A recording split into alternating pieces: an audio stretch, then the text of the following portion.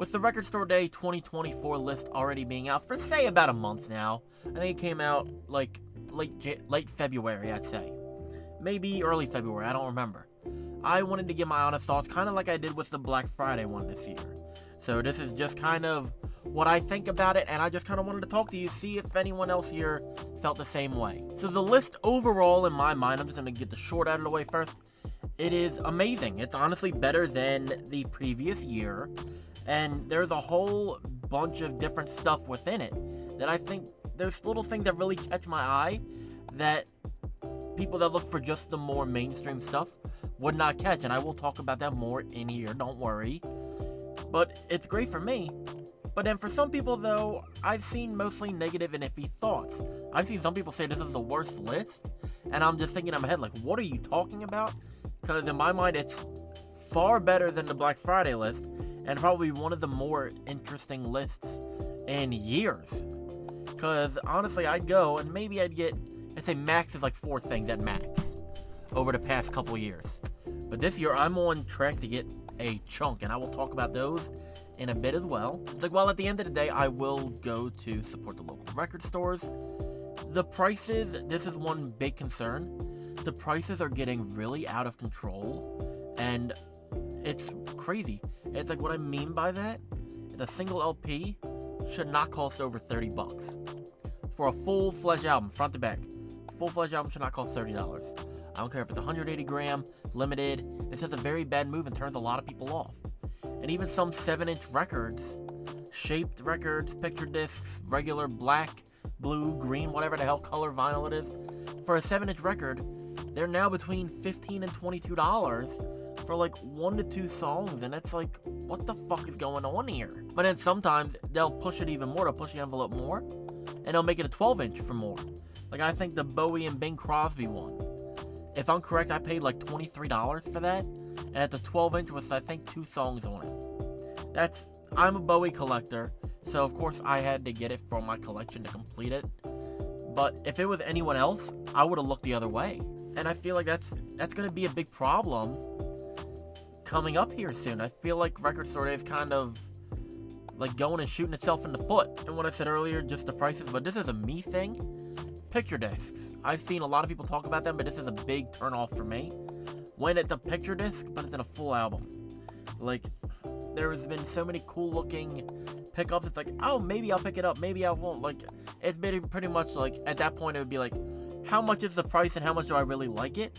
And then it turns out to be a picture disc, and automatically that's a nope. I used to be a picture disc person, but unless it's, I would say Twisted is the only one I will get picture discs for, because it's like a little 7 inches or whatever they do, just because they're already kind of a more niche group than, say, the Rolling Stones putting out a picture disc.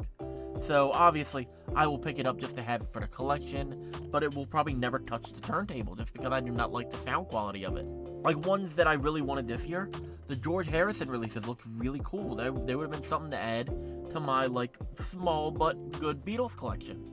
But since they're picture discs, they are Zoetrope picture discs, which, if you don't know what they are, it's like little pictures on them and they move. It's really cool looking, but it's still a picture disc at the end of the day, so I have to pass on that. I wanted to talk about what I'm either gonna get.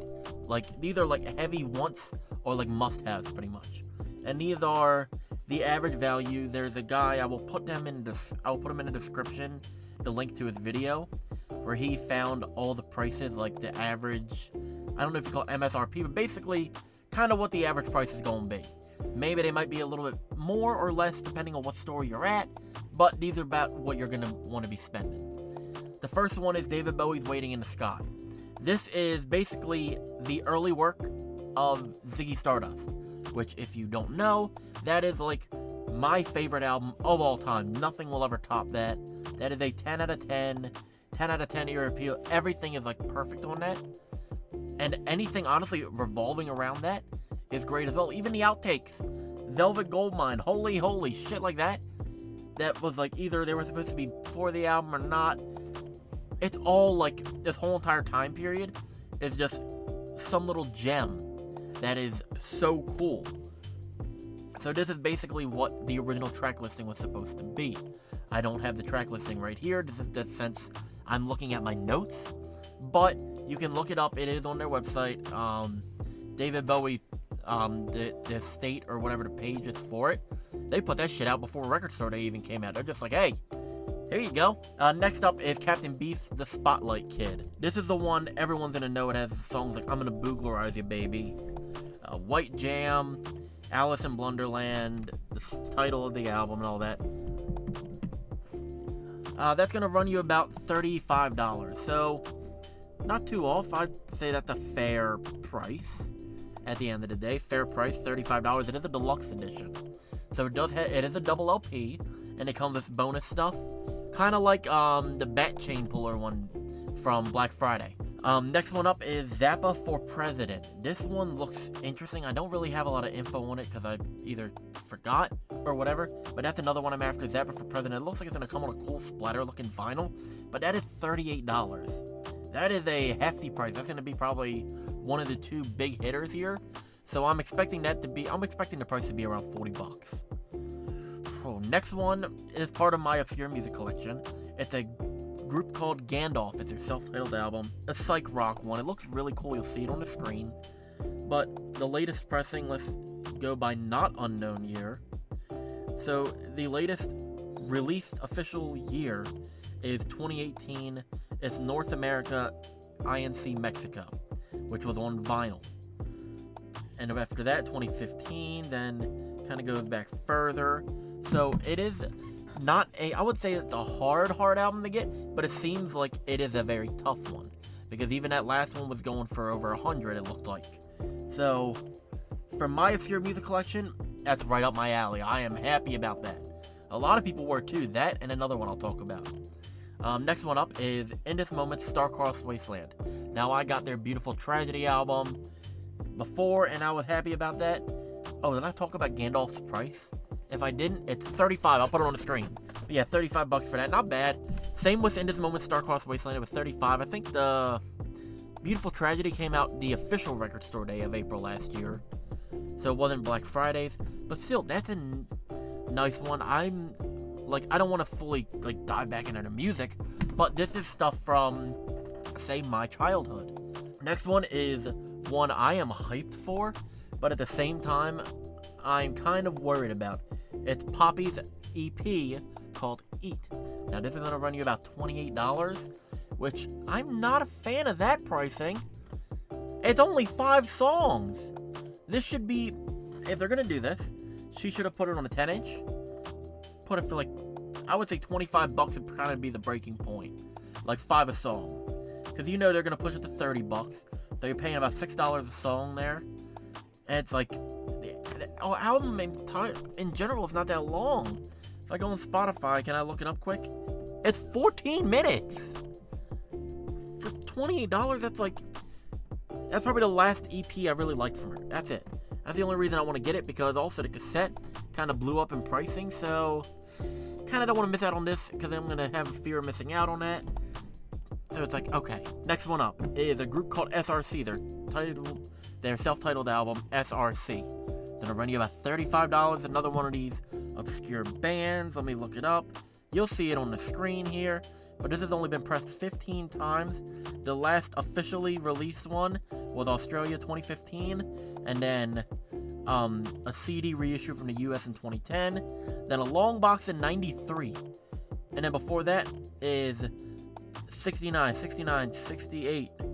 Pretty much. It's very hard to get, it seems. I'm going to look up what a first pressing of this is going to run you at the Scranton pressing. Not super crazy, as you can get them, I'd say the average pricing is about under $100. Now, if you know obscure albums and all that, they can get pricey. I know one that is someone was asking $12,000 for. So, I'm not against the pricing on that. But for a first press, the average pricing is $38, and the last one sold for $32 a couple months back. That's not bad. But it is exciting to be able to get a more modern version of this, because it doesn't seem like there really was. There's obviously unofficial or unknown year pressings, but I don't count those as we don't really know. Next one is Cranberries, Bury the Hatchet. $38 for that. It's a deluxe edition, I believe. So you're going to have a good bit of stuff on that as bonus. Not bad. The last one up that is like in my once or must have is the Rolling Stones self-titled album. It's been referred to as like England's newest hitmakers. Is it right here? This one. You see it? Cool. It's not called England's newest hitmakers. I think that's just kind of like the nickname they were giving it for it. But it is the 60th anniversary of that. So hyped to get that one. Overall, this record store day, be happy with what you want to be happy with. It's basically, there's a little bit of stuff for everyone. It's not going to cater to one major audience or another. And while I am excited about the amount of good releases I will be picking up, I totaled them out before taxes at the price they're giving me. They came out to just about $300. So that's a hefty hit. And honestly, I know my record store guy, the one I go to all the time, he'll hook me up. He'll make sure I'm good.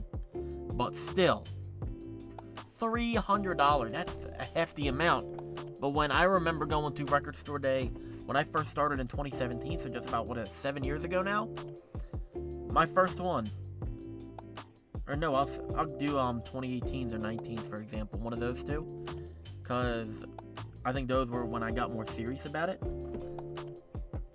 I think the one year I got 8 or 9 items, maybe $200 after everything was said and done for 8 or 9 things, and now the same amount is going to cost me about $300. So what's going on there, record store day? Why are we doing that? And I've seen a couple other guys on YouTube basically say it's going to push a lot of people away from record store day, them doing these crazy so many live releases, so many weird releases that are unnecessary, that don't bring anything. Obviously, stuff like Major De Los Nuggets and Psych France, I like those compilations because it's one way to preserve music. Same with how Gandalf and SRC are getting released. Those are 2 albums that have been out of obscurity for a while. Even Bowie's Waiting for the Sky and Captain Beefheart's The Spotlight Kid. Even though those are Bowie's more known, but it is an alternate take to the album. That's cool. Captain Beefheart's Spotlight Kid, that's an interesting album, but he's another one that he doesn't really fall into the obscure music selection as hard, but he's not as modern. Other than Trout Mask Replica, not a lot of people know some of his other work, it seems. But then you have stuff like Poppy's Eat, even though I want it, that's a insulting price for that. Then same with the Boogie Down Productions being $42, the Doors live album being $60. If I'm correct, there's probably a Grateful Dead one in here. I know there's a Jerry Garcia one. A lot of these live albums, they need to just kind of step back, look at what people are wanting, not give as many picture discs. A lot of people have been bitching about that for about years now. But they need to stop on that. They need to basically go back and be what can we do to make sure record store day can last another 10 years? Because honestly, it might not make it to 20 years with how it's looking. It might, it seems like it's fizzling out a lot of people. Overall, at the end of the day, I'm still hyped for it. And let me know what you think down below. If you liked the video, like, comment, subscribe, share, do whatever. I'll see you in the next one.